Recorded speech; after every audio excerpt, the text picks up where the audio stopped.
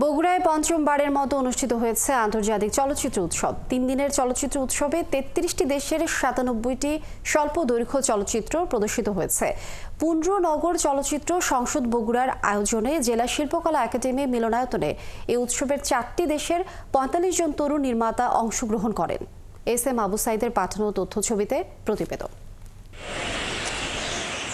বৃহস্পতিবার শুরু, শনিবার শেষ, তারপরও যেন রেশ ফুরায়নি বগুড়ার সিনেমা প্রেমীদের। 3 দিনে দেশি বিদেশি নির্মাতাদের সিনেমা দেখা আর নির্মাতাদের সঙ্গে আলাপন তাদের মন জুড়ে ছাপ ফেলেছে। শনিবার উৎসবের শেষ দিনেও দেশি বিদেশি নির্মাতাদের পদচারণায় মুখরিত ছিল শিল্পকলা একাডেমি মিলনায়তন। ছবি বানানো খুব সহজ, কিন্তু ছবি দেখানোর প্রসেসটা বা ছবি দেখানোটা সবচেয়ে কঠিন।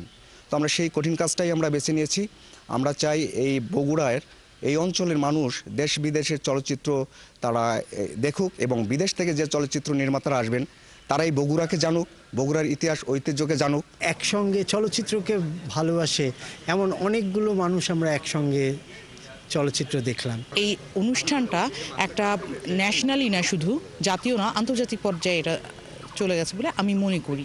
সাধারণ মানুষের মধ্যে থেকে কাজ করতে করতে শিখতে হবে, ভুল ঠিক নিয়ে এগোতে হবে। আয়োজকরা জানান, বগুড়ার ঐতিহ্য বিশ্ববাসীর কাছে তুলে ধরতেই এই আয়োজন করে আসছেন তারা। আগামীতেও উৎসব অব্যাহত থাকবে। এটা একটা মিলন মেলা, যেখানে সবাই তার ফিল্ম দেখাচ্ছে। ফিল্ম দেখানোর পাশাপাশি তিনি অন্যান্য দর্শক এবং অন্যান্য যে ডিরেক্টর আছে তাদের কাছ থেকে তার ভিউজটা পাচ্ছে, যে তার ফিল্মটার কোন জায়গায় উইক জায়গা আছে এবং কোন জায়গাটা ভালো জায়গা আছে, এই জায়গাটা আর কি। উৎসবে 33 দেশের তরুণ নির্মাতাদের 97টি স্বল্পদৈর্ঘ্য চলচ্চিত্র প্রদর্শিত হয়েছে।